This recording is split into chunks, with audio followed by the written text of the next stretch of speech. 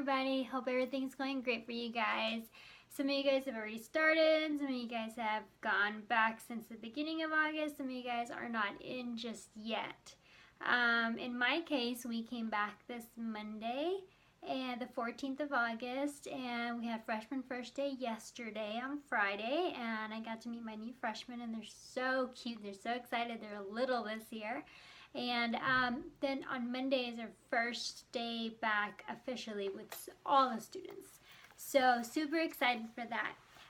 What I wanted to do is I wanted to share some tips about your classroom preparation and some of the tools that you maybe might need if you're going in to prepare for decorating and organizing and all of that. Yes, I know this video maybe might have come in handy for some of you, maybe like at the end of July, but for next time, of course, you know, we always learn every time we experience something, whether we do it right or wrong, we learn and we do better next time. So that was a learning for me. If I want to share something, I should share it ahead of time, so that way by the time it's needed or used, there's plenty of time for prep. Working on that. So I'm not going to show you anything, so this is just a talking video, so maybe you can watch this while you're doing something else. I know time is valuable, and sometimes we just don't have time to sit there and watch, but you maybe can listen to it on your way to work or in the car or something of the sort while you're doing dishes. So I wanted to share, I made a list. It's a long list. I made a list of things that you should pack in your toolbox or your bag. I had a bag with me, so that way you have those things available when you're going to get into your classroom.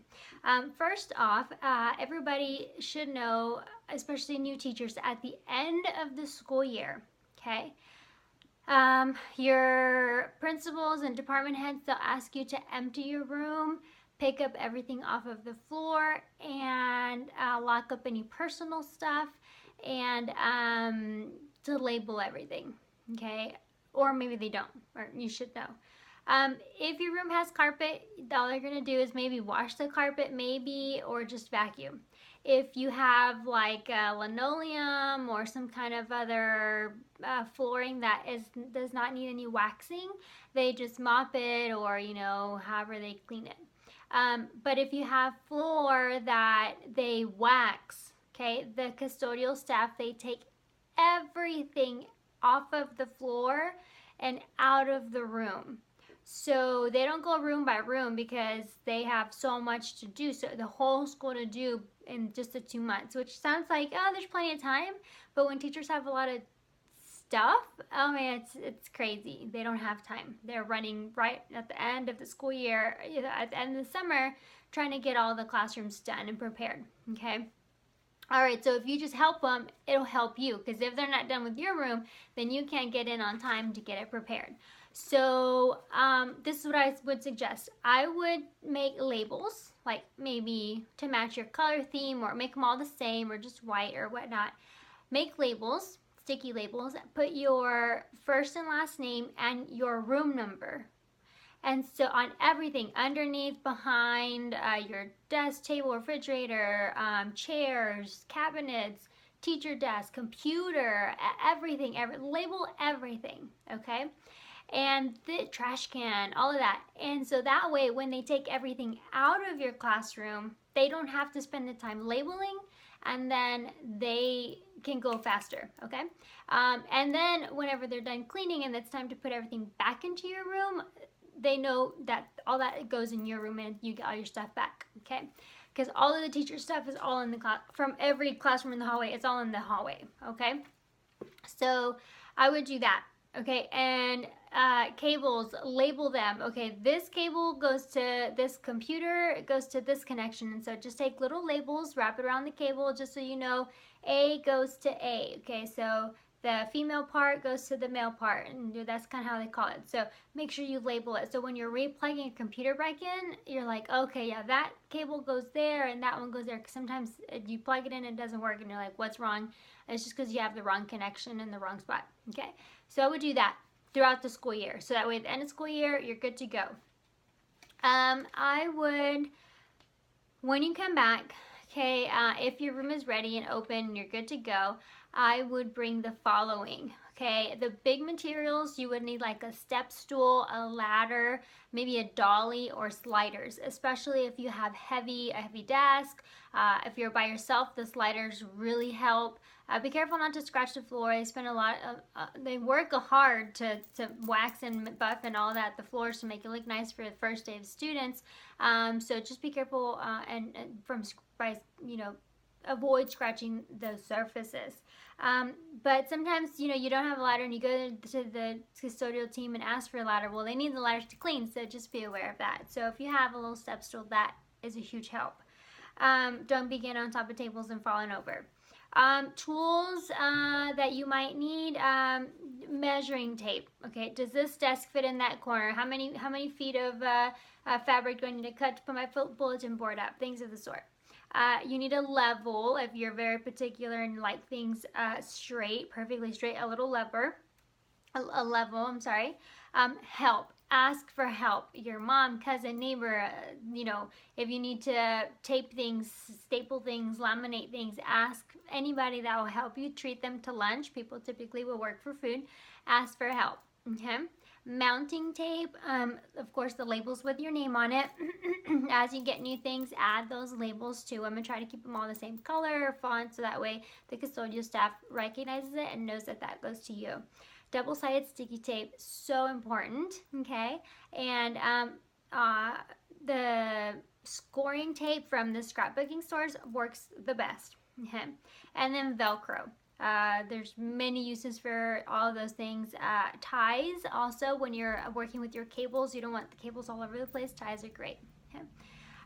Technology. You want your charger for your cell phone, because you typically are there all day. To clean your keyboard, all the crumbs, that bottle of air with the little straw in it, I don't know what it's called, those work great.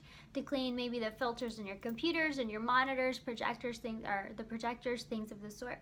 And then if you have a laminating machine and laminating pockets, those come in handy. Okay, I hear Amazon has a great price for all of those.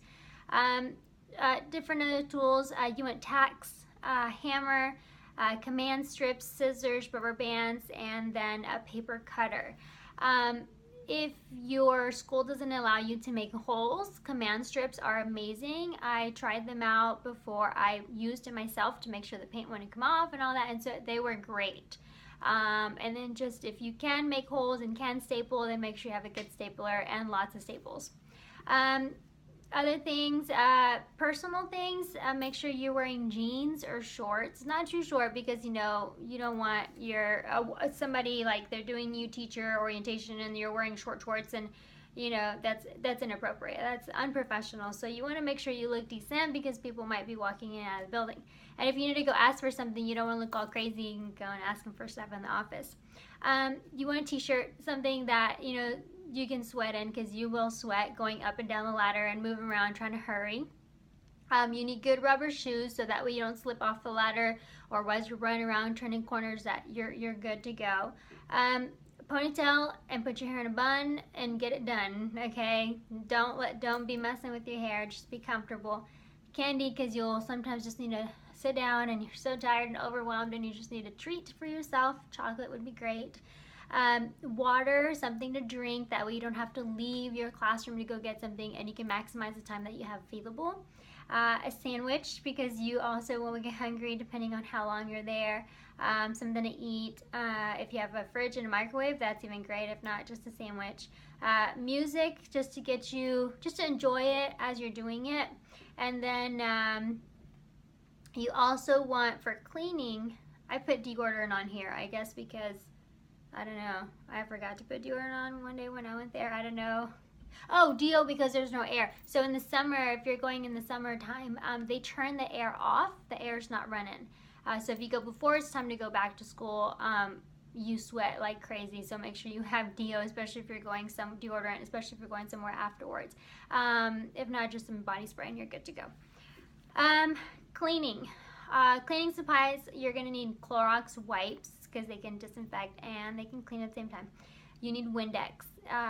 typically your room, if you go after summer, then they've already done all of this. But sometimes when you're cleaning out shelves or mirrors and closets or whatnot, nooks and crannies, they don't always, like in our school, they open the cabinets and they clean that, like they dust the cabinets. But if it's locked because you lock it, then over the summer when you come back, it might be a little dusty. So you might want that to help you out.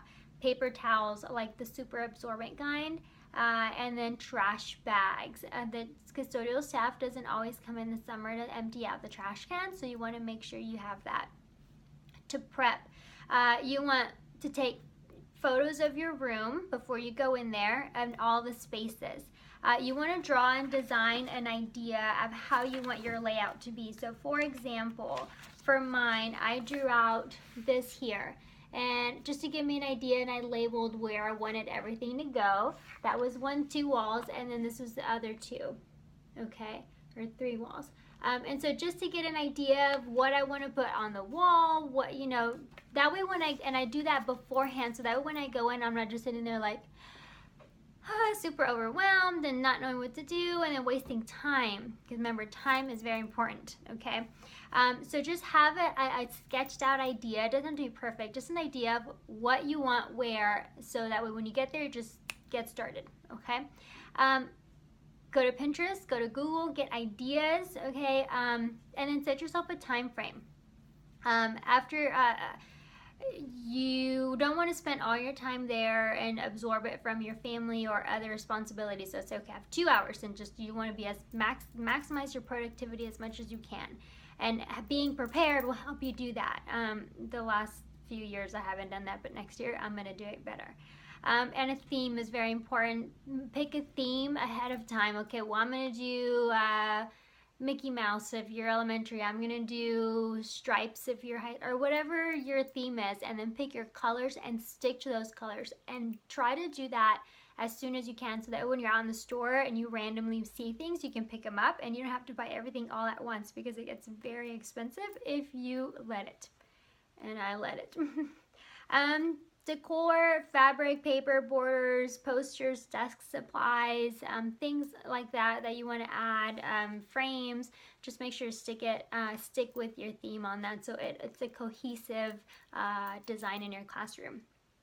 You can spray paint a lot of things that are old. You spray paint it nowadays, that's a huge thing. And so that way you don't have to spend money to buy new things. You just spend a few dollars to buy the spray paint. A few tips, of course, establish the theme and the color scheme, and make sure that you love it, because you are going to spend a lot of time in that classroom. Make sure that you organize it and lay it out the way that it's going to work for you. If you have someone helping you, yeah, sure, let them help you set it up, and then later, and then let them know, hey, I'm going to make sure it works for me. That way they don't get their feelings hurt when they come in and they're like, I didn't put that there. Oh, you took that down. They're just helping you out. So then that way, whenever you're ready, then it's like, okay, I'm going to walk through it. I'm going to organize it, move it, and change it the way it works for me and my students in my classroom, because you're the one that's going to live there and be there all day, every day. So make sure it works and make sure you love it. If you don't love it, take it down, because it's going to be playing on your mind the whole time, okay? If you wouldn't buy $100, if you wouldn't pay $100 for it, don't buy it. So sometimes you see, oh, this will work, and then you buy it, and then you see something else like, oh my gosh, I love this, this is great. So by the time you do that, you spend a lot of money. So if you're not 100% starting like, okay, I love it, don't get it. Just wait, okay? Ask for help and accept the help, definitely. Shop the deals or do DIYs. Prioritize, be creative, be unique, create a fun, safe learning environment for your students and for yourself as well. So those would be my tips. Next year I'm going to do a lot better with it, but this year helping my sister-in-law with her kindergarten classroom as a new teacher, and my husband as a new CTE department at his campus, and myself, I learned a lot of tips and things that I'm like, okay, next year. So anyway, hope that helps somebody out. If you have any questions, let me know. Have a great school year, and we'll see you soon.